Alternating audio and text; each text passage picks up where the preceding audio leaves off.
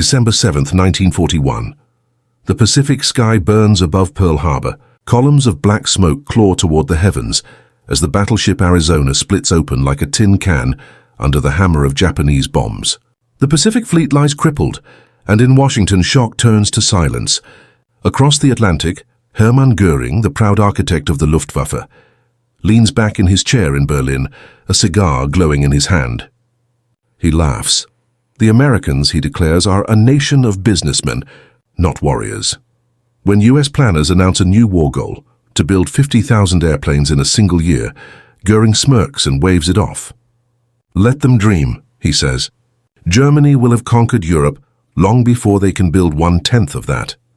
Bundesarchive, Luftwaffe briefing transcript Deck 1941, but as the laughter fades, the forges of America begin to awaken. Factories from Detroit to Seattle flicker to life like distant volcanoes in the night. Riveters, welders, and draftsmen flood into the plants. Women trade aprons for coveralls. Engineers, some barely in their 20s, unroll blueprints longer than the tables they rest upon. The task seems impossible. Design, produce, and deliver more planes than any empire has ever dreamed of. Fighters, bombers, transports, trainers, an entire air armada forged from scratch. War Production Board Report 1942. The world at war in 1942 is defined by steel, oil, and sky. Germany dominates Europe. Japan roams the Pacific. The Luftwaffe fields 20,000 operational aircraft and believes no one can match its precision, its doctrine, its ruthless efficiency. The Japanese Army Air Service, trained on surprise and maneuver, still rules the air over Asia. The United States Army Air Forces, by contrast, are a fledgling arm, underfunded, untested, and scattered across a continent. Barely 12,000 planes are combat-ready. Most are obsolete trainers and light bombers. To Göring, this is proof enough that America's boast of 50,000 planes is a fantasy born from ignorance. Reich Aviation Ministry Report, Jan 1942. Yet what Göring does not see is that America's true weapon is not the aircraft itself, but the factory. In the Midwest, Henry Ford stares at a flat stretch of farmland outside Ypsilanti, Michigan. He imagines not a car plant, but an aircraft city, a single building a mile long where bombers will roll off an assembly line like Model Ts. At Boeing in Seattle, engineers refine the wings of the B-17 Flying Fortress, improving the alloy mix, shaving ounces while strengthening spars. In California, Lockheed's Kelly Johnson redesigns the twin-boomed P-38 Lightning to climb faster, dive harder, and fight higher. The design teams race against both time and terror. Boeing Engineering Memo, Feb 1942. At night, the Pacific wind carries the hum of 1,000 drills. Sparks leap from aluminum skins like fireflies in the dark. Each rivet, each bolt is a quiet rebellion against despair. Across the radio, Roosevelt's voice steadies the nation. We shall build them faster than they can sink them. White House broadcast. Jan 1942. The numbers seem insane. 4,000 planes a month, 5,000, then 7,000. To hit the 50,000 mark, the United States would have to expand its industrial capacity beyond anything ever attempted by any nation in history. Economists predict bankruptcy. Generals whisper doubt. Even some in the War Department call it the 50,000 plane delusion. War Department Internal Memo, 1942, but behind closed doors, a new kind of warfare takes shape. Industrial mobilization as strategy. General Henry Hap Arnold, commander of the U.S. Army Air Forces, declares that control of the air will decide the outcome of this war. He does not mean by courage alone, but by machinery, quantity, and relentless production. He calls in auto executives, tool designers, and logistics geniuses. Production managers from Ford, GM, Douglas, and Pratt & Whitney sit beside colonels and quartermasters. The goal: standardize everything, simplify every process, and decentralize manufacturing, so no single bomb can stop the flow of wings. USAF War Mobilization Briefing, Ma 1942. In the spring of 1942, the first tremors are felt overseas. Luftwaffe reconnaissance planes report strange patterns across America's heartland.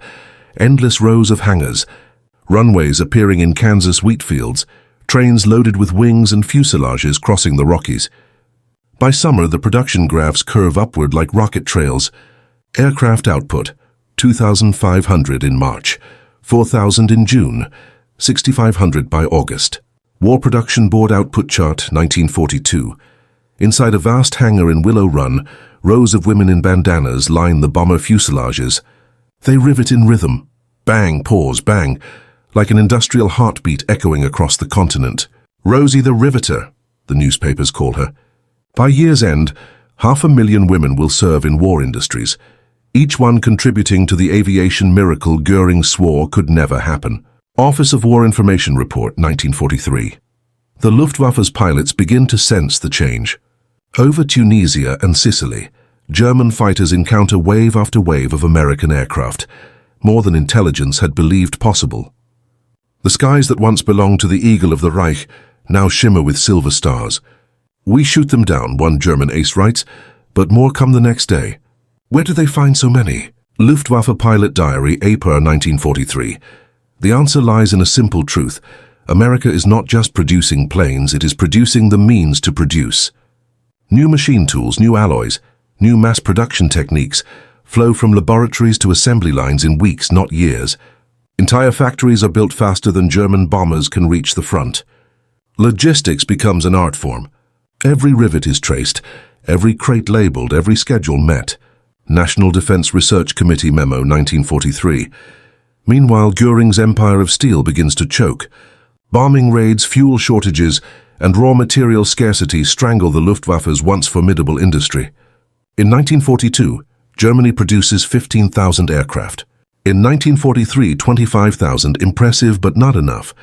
America, by contrast, passes 85,000 aircraft by the end of that year. U.S. War Production Statistics, 1943. And yet, the real secret of America's transformation is not just quantity, it is coordination. The Army Air Forces, the Navy, and the War Production Board form a network of communication unseen in military history. Information moves faster than material. Decisions flow like electricity. Radios crackle, teletypes hum, and supply lines stretch across oceans with clockwork precision. Signal Corps Communications Brief, 1943. From Berlin, Göring receives reports of yet another raid on German soil, hundreds of flying fortresses, escorted by squadrons of P-47 Thunderbolts. The skies of Europe are turning black with contrails. Factories in Schweinfurt, ball-bearing plants in Regensburg, rail yards in Hamburg, all are under siege. Göring no longer laughs. His intelligence officers bring him the numbers. They built 100,000 aircraft last year, one says quietly. Göring's hand trembles. Impossible, he mutters. No one can build that many. Reich Air Staff Debrief, Feb 1944. But it is true by 1944, the United States produces 96,000 aircraft in a single year. Fighters, bombers, transports, each one a testament to industrial will. The skies have become American territory, even over Europe itself. U.S. Strategic Bombing Survey, 1946. And yet this was not the work of generals alone. It was the work of machinists, metallurgists, draftsmen, typists, mathematicians, and mothers. It was the hum of factories that never slept, the glow of furnaces that never cooled. The laughter of Hermann Göring has long since faded, but the echo of those rivet guns still lingers, because behind the noise, behind the smoke, something far more powerful was being born, a machine of production so vast and efficient that it would change warfare forever. And as 1943 dawned, the Allies would finally unleash it on the battlefield. January 1943, North Africa. The desert wind howls over the ridges of Kasserine Pass. Sand whips against the faces of American infantry, crouched beneath their foxholes.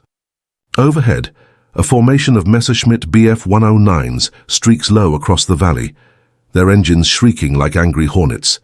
German commanders expect another easy slaughter. They have seen American units before, green, untested, poorly supported from the air. But this time, something is different. From beyond the horizon, the faint roar of engines builds into a thunder. Dark specks appear, swelling rapidly into dozens, then hundreds of aircraft. P-38 Lightnings, P-40 Warhawks, and B-17 Flying Fortresses fill the sky. Radios crackle across the desert floor, Eagle Squadron rolling in. The Luftwaffe pilots, outnumbered and outflanked, dive to escape, but there is nowhere to run. U.S. Army Air Force's combat film, Feb 1943.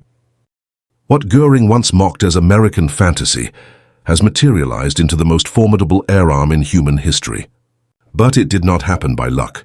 It happened through a hidden weapon, industrial coordination fused with engineering innovation. Beneath the smoke and glory, America's true advantage was invisible: systems, logistics, and precision manufacturing. The heart of it all beat at Willow Run, the Ford Motor Company's bomber plant in Michigan. The design was audacious: 1 mile long, 3.5 million square feet, built in 18 months. Engineers and planners under Charles Sorensen, Ford's cast-iron Charlie, redesigned the production flow for aircraft assembly as if it were an automobile. Each B-24 Liberator bomber, 56 feet long, and 18 tons of aluminum and steel, rolled off the line every 63 minutes. "From raw metal to bomber in less than a day," read the production reports. Ford War Production Report, 1943. To make that happen, every part of the B-24 had to be standardized down to the smallest screw. The bombers were built from over 1.5 million components, each stamped, numbered, and tracked through conveyor belts and cranes. Tooling tolerances were cut to thousandths of an inch. Workers trained from scratch learned to rivet aluminum under fluorescent light, while inspectors with micrometers ensured wings fit within fractions of a millimeter. Technical Manual TM 1411, 1943. In Los Angeles, the Douglas Aircraft Company mirrored that precision. The C-47 Skytrain, derived from the civilian DC-3, became the backbone of global logistics. Powered by two Pratt & Whitney R1830 twin Wasp radial engines, each delivering 200 horsepower. The Skytrain could haul 6,000 pounds of cargo over 2,500 miles.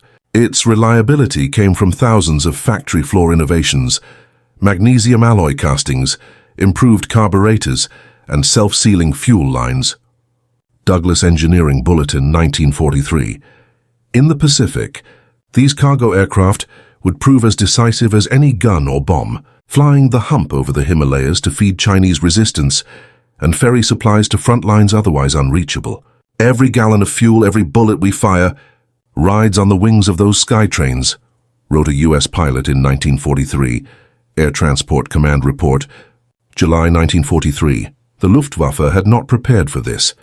Their doctrine had been built around quality over quantity. Elite pilots, precision machines like the FW-190 and Me-109, and short, rapid campaigns. The German industrial network, built under Albert Speer, relied on craftsmanship and specialization. It produced fine machines, but not fast enough. American production, by contrast, turned war into mathematical inevitability. The Germans fielded 25,000 aircraft that year. The U.S. built 86,000. Reich Ministry of Armaments Report, 1943. Even more shocking was the communication network enabling it.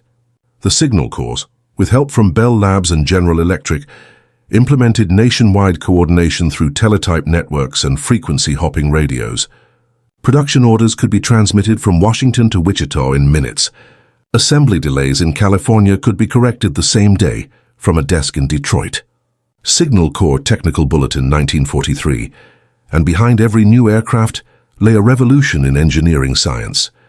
Metallurgists refined aluminum alloys like 24ST and 75S, providing superior tensile strength at reduced weight. Chemists at DuPont created high-octane aviation fuel that allowed supercharged engines to maintain power above 25,000 feet, fuel that German engineers struggled to match. National Defense Research Committee Report, 1943.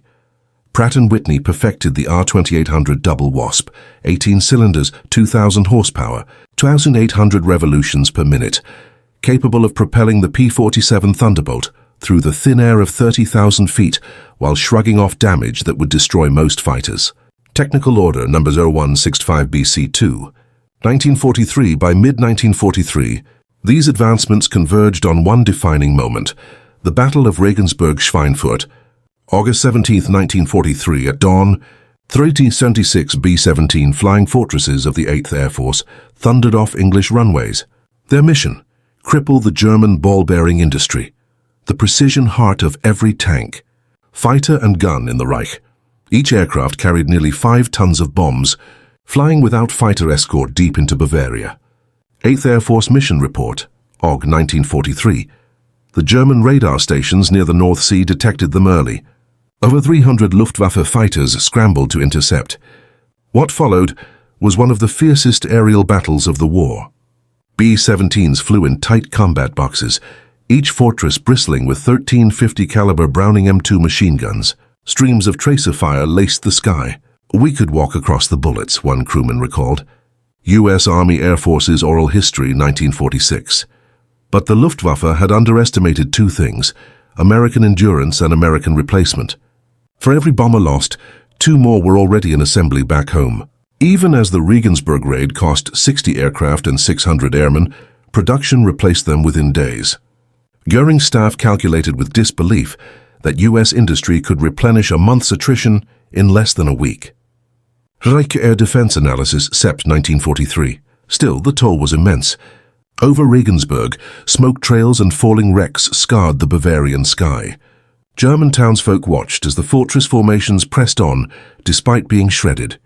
Their bombs fell with grim precision on factories, turning out the bearings for Panther tanks and Messerschmitt engines.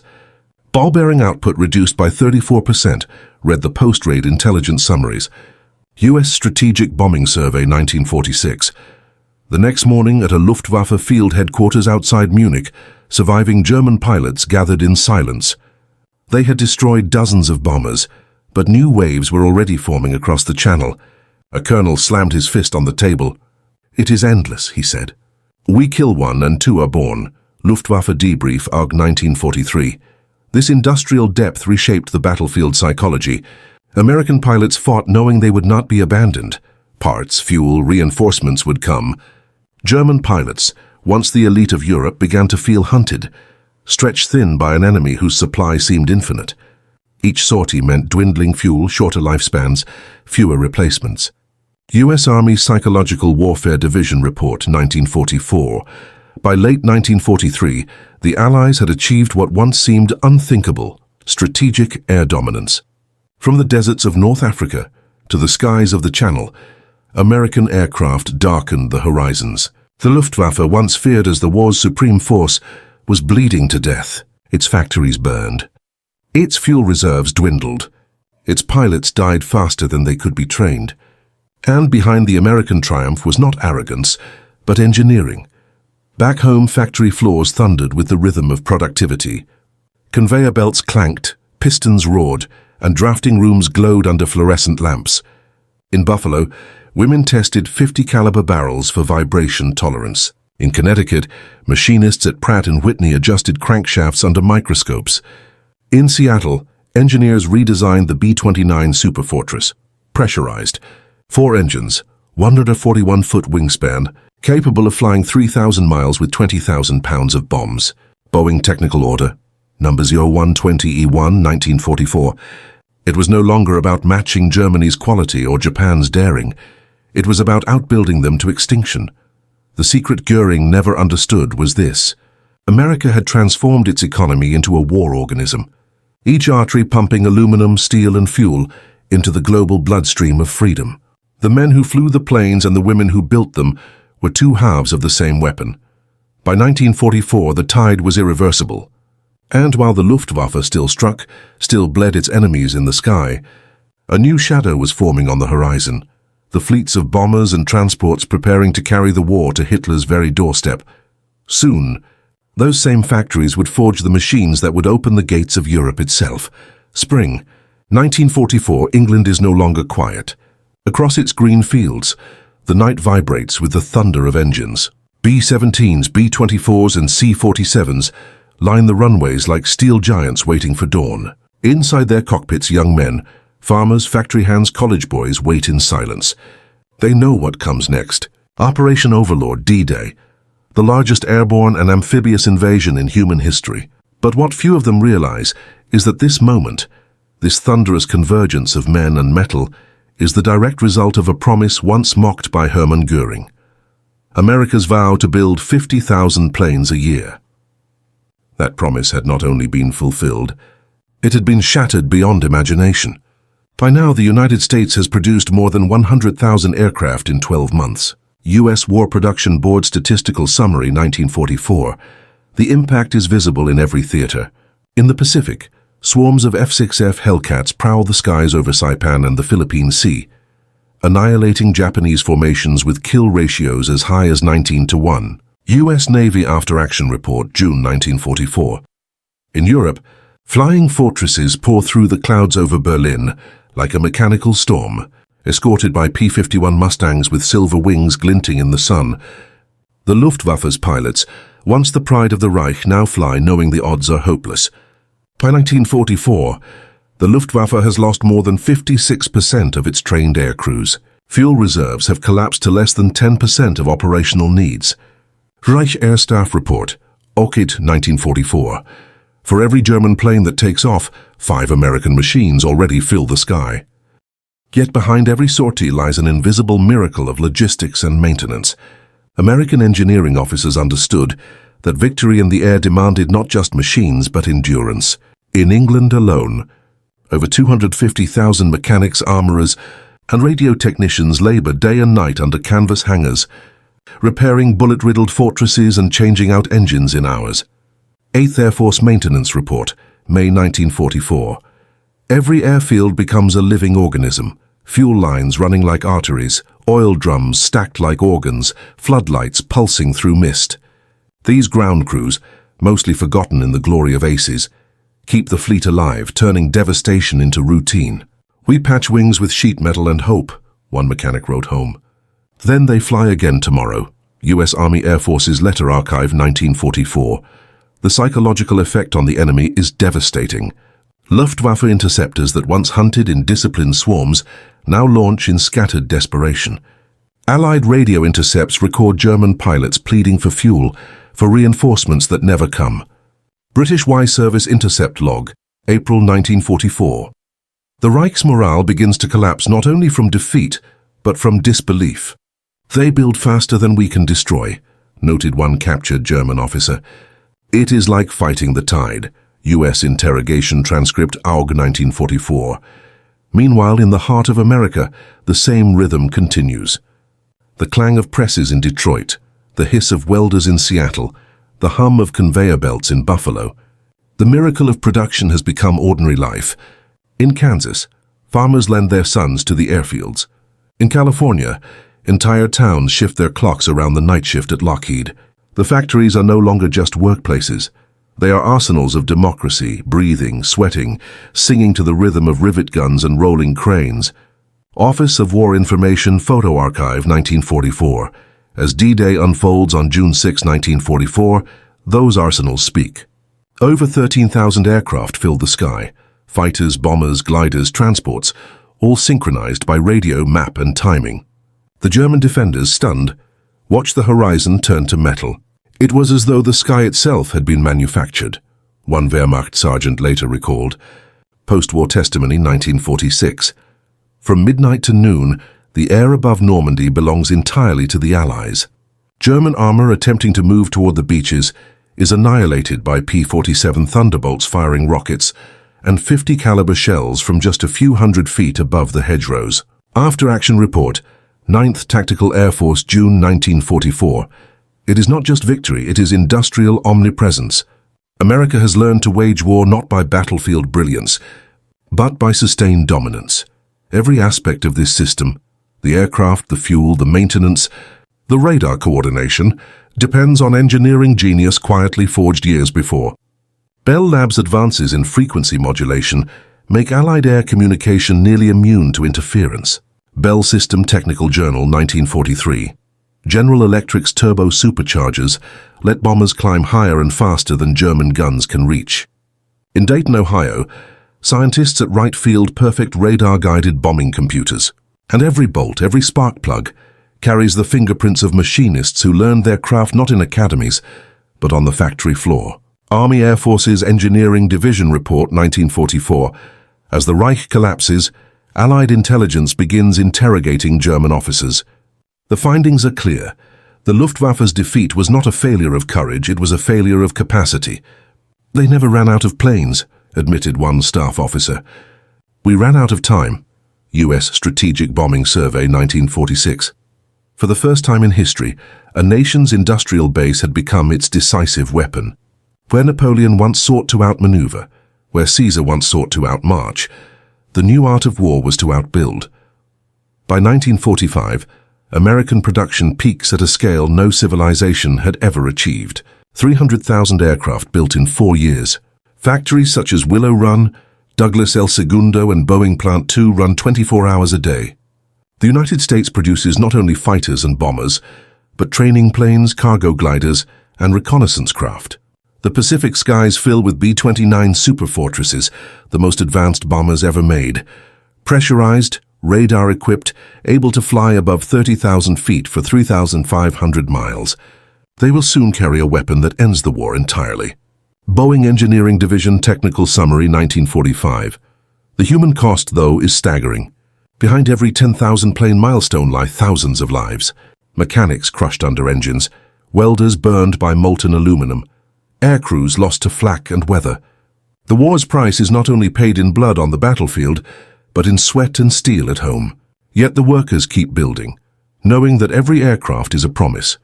To their sons, to their country, to the belief that democracy can outlast tyranny if it can outproduce it. War Manpower Commission Report 1945. For the Axis, despair deepens. German diaries tell of empty skies, no replacements, no fuel, no hope. We watch them come and we cannot fight, one pilot writes in April 1945, Bundesarchiv Pilot Diary. By May, the Reich is in ruins. In the Pacific, Japan burns under the unrelenting assault of American bombers. Entire cities vanish overnight. When Emperor Hirohito finally addresses his nation in August 1945, his voice trembles with the realization that resistance against such power is futile. NHK Broadcast Archive, AUG 1945. In the war's aftermath, the lesson becomes clear. The arsenal of democracy has redefined warfare. The Cold War begins not with gunfire but with factories, America's industrial supremacy, now a shield as much as a sword. Air power doctrine shifts from tactics to infrastructure, supply chains, electronics, jet propulsion, data networks. From the 1950s through the Gulf War and beyond, the principle remains unchanged. Control the sky through production, and you control the world below it. U.S. Air Force Doctrine Publication, 1955. And yet the ghosts of those assembly lines linger. The women of Willow Run return home, their hands still calloused from rivets. The engineers of Pratt & Whitney go on to design engines that will power jetliners, not bombers. The children of wartime workers grow up under the contrails their parents once built. The laughter of Goering has long since turned to dust, buried beneath the ruins of Berlin. But the echo of his disbelief still resonates through history, a warning to any power that underestimates a nation's capacity to mobilize both heart and machine. On a quiet runway in Kansas, a single B-17 rests under a silver dawn. Its fuselage gleams, its nose art faded but proud. The name reads Yankee Doodle. The guide running his hand along its riveted skin smiles softly. They said we couldn't build 50,000, he murmurs. So we built twice that because we had to. Veterans Oral History Project, 72. In the end, the war for the skies was not won by wings alone, but by will, coordination, and the relentless hum of creation. From those factory floors and hangars arose a truth that still shapes every battlefield today. In modern war, industry is strategy, and production is power.